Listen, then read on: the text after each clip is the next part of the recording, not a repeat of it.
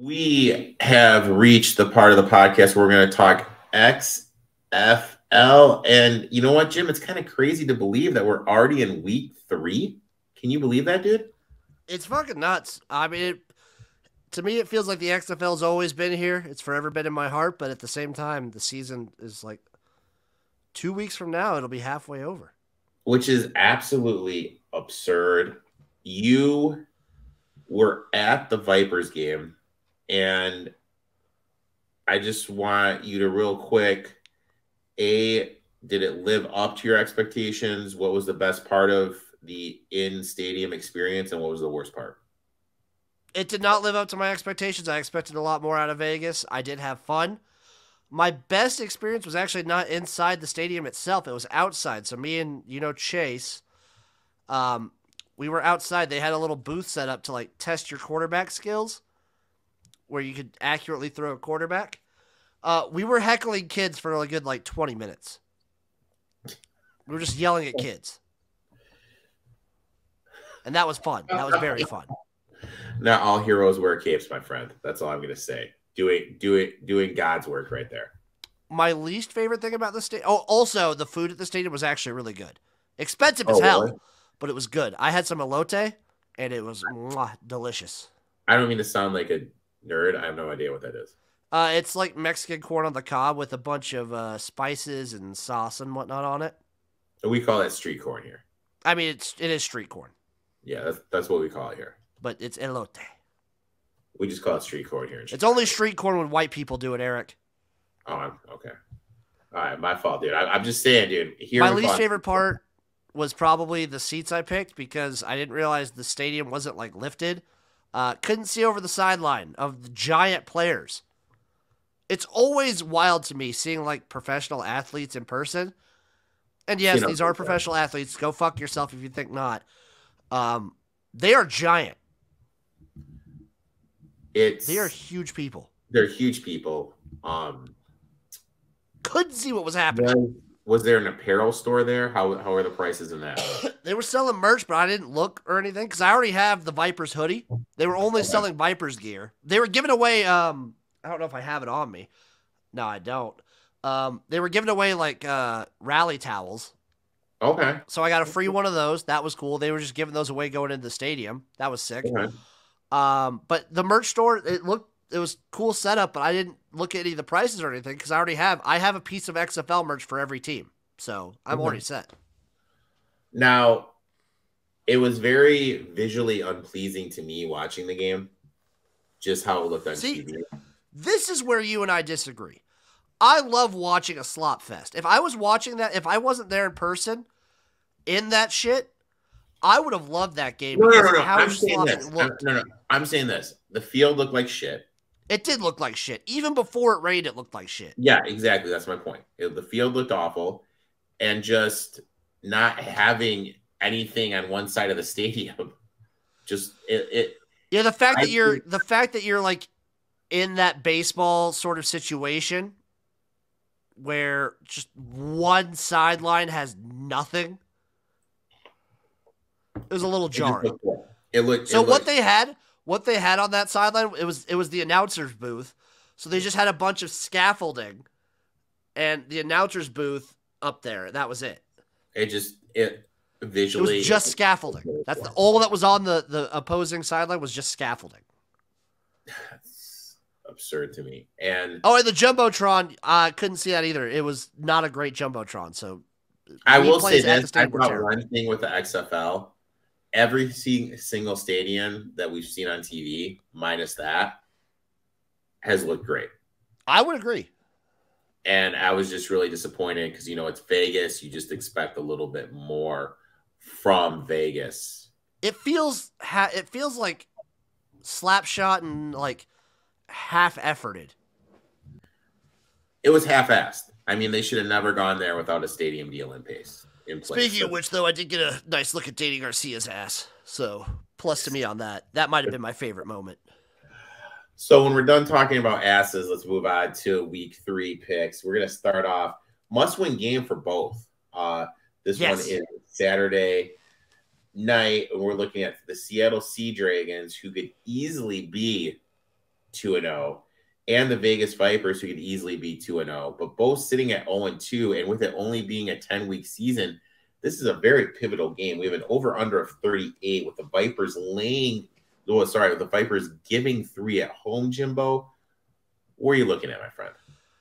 This is tough. This is a really tough one. Biased guy. I might be letting week 2 color my vision a little bit too much, but I think. I can't hear you, Jimbo. We're having technical difficulties. Can you hear me now? I can hear you now, dude. There we go. I said, call me recency bias, Jim, all you want. But I think if you combine weeks 1 and 2, the Sea Dragons look like a much more put together team than the Vipers. The Vipers really fell apart in week 2. Maybe that's the fact that Hundley hasn't been there very long. I think he's still only been there for like 3 or 4 weeks at this point. Mm-hmm. I trust the Sea Dragons a little bit more, even on the road. I don't think that Cashman's gives Vegas a huge home field advantage. Give me the Dragons -3, and I like the over in this one. Actually, I don't love either of these defenses. So the Sea Dragons' propensity to always go for 3, I think they get a lot of those here. They're due for a little bit regression. Positive. It really stood out to me, Vipers' inability just to stop the power run with Erik King. That could be an issue for the Sea Dragons because they haven't shown that they love to run the ball a lot. But they might lean into it a little bit more because they showed in that first half at DC. They have a decent run game at the very least. Mm-hmm. But you never know. June Jones always loves to throw it around, so you never know. It's going to be interesting to see what do these teams do in a must-win? Do they open up the playbook? Do you take more chances? Do you play it? Do you play it a little closer to the chest? What do you do? I want the team that always goes for 3 to win. Give me the Sea Dragons -3. They always go for 3, and I fucking love them for it. I love them so much. I would. It's interesting because, do you think the teams are going to play it closer to their chest, being a must-win? They might start out that way. So I know you were talking about on Spring Fever, little first half underplay. That's where I'm kind of leaning. I like it. I'm probably going to do that too. But if you go 3-0, you're done. 0-3, excuse me. I wouldn't say you're done. I wouldn't say that. I'd say you're done, Jim. I'm a negative fucking Nancy, Jim. I wouldn't say. Well, so both of these teams are in the North, I think, right? Yeah. So, actually, probably, yeah, you are. You're in the same division. You probably are, because the other 2 teams in your division are 2-0. Yep. So this is a must-win. This is a must-win. I think, yeah, if one of these teams is in the South, I would disagree, but both of them being in the division, I think 0-3 kind of knocks you out of the playoff race. Now, let's shift our attention. We have a triple header. What do you think of that, by the way? What do you think of a triple header on Sunday? I actually kind of like it just because it's in terms of what it's competing against, you got NASCAR and there's the college basketball games on that day really don't mean anything because it's really the last day of the Power 5 and a lot of the Power 5s aren't playing that day. Yeah. So I think it's a day where they can kind of get their claws into a market and you're 3 weeks in, the product, this is the key word, should be better. Well, I talked about this too on our show. I think these matchups make for really good games. I mean, they're matched up great, but will they be great? That's a different thing. I'm going to say yes, not biased. If you're watching, don't look at the background. If you're listening, don't listen to my name. That's XFL Jim. I'm not biased. I'm a negative Nancy, buddy. I'm a negative Nancy. I'm extremely biased. Now, second game, first game of the triple header, we got DC Defenders, my boy, down with the King. I'm going to make a highlight tape of Erik King running the ball, playing the Run DMC Classic, down with the King. Laying 2 against the St. Louis Battlehawks over under 36.5. Give me the over. Give me the Battlehawks outright. I'm riding the Magic.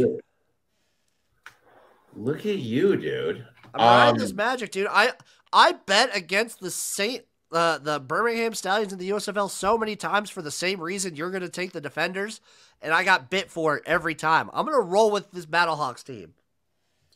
You're going to roll with them? Yeah. So I'm going to take the Defenders here. I think the Battlehawks voodoo wins. I think it taps out here. I like the DC Defenders. I like their DC. I think their DC's has them. How can I put this politely? He puts them in a position to win, and he knows what the guys can and cannot do, if that makes sense. Yes.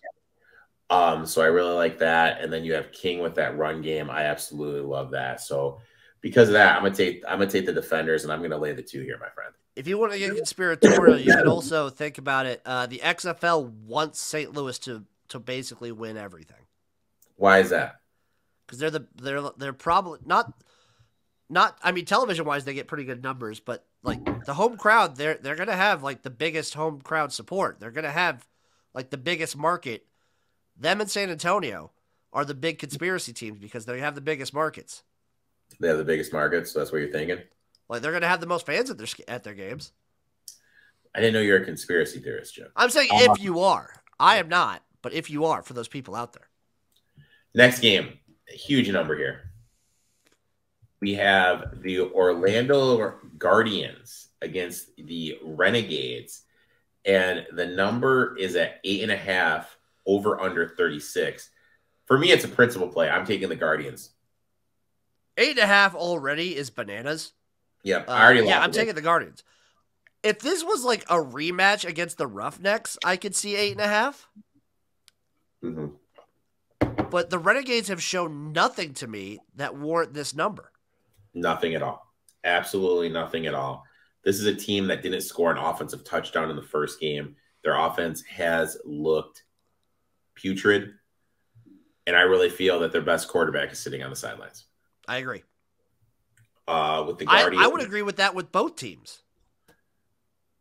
Yeah, with the Guardians, I like their rushing attack, like you pointed out in Spring Fever. They just need to decide their quarterback position. That, in my eyes and your eyes too, they're really disorganized.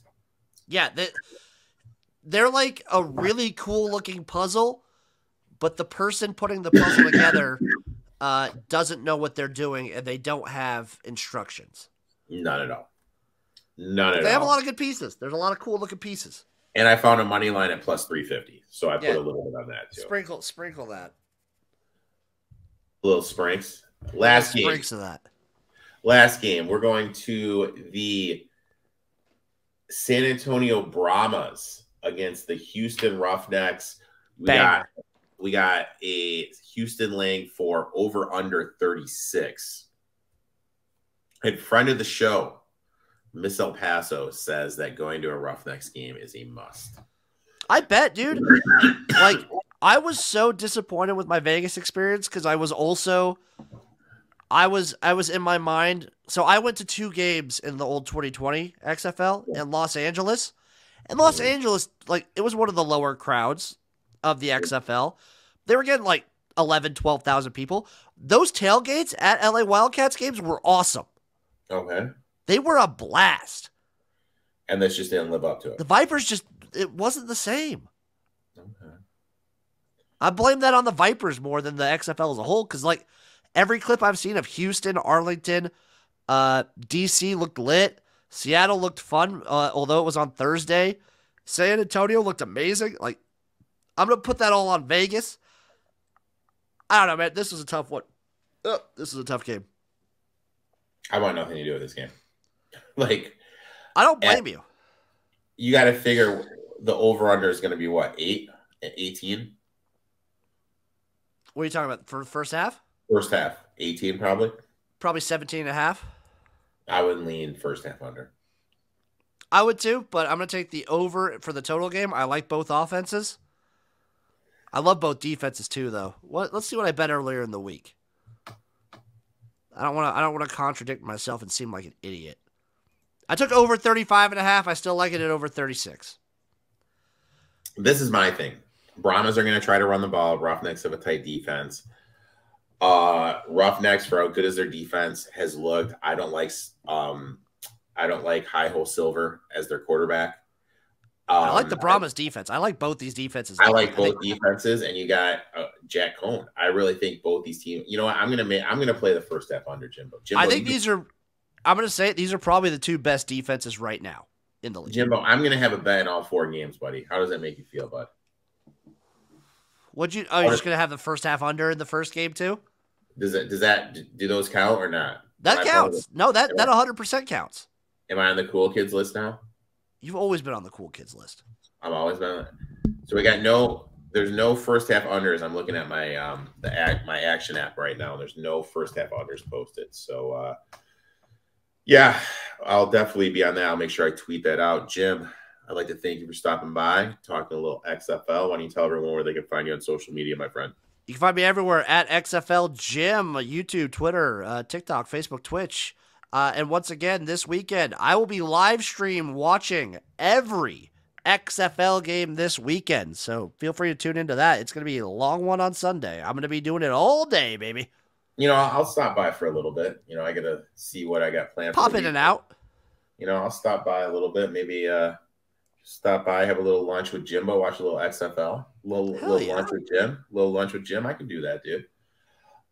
Jim, you know what? I enjoy talking to you. Let's make some money, and we'll talk next week, my friend. Sounds good.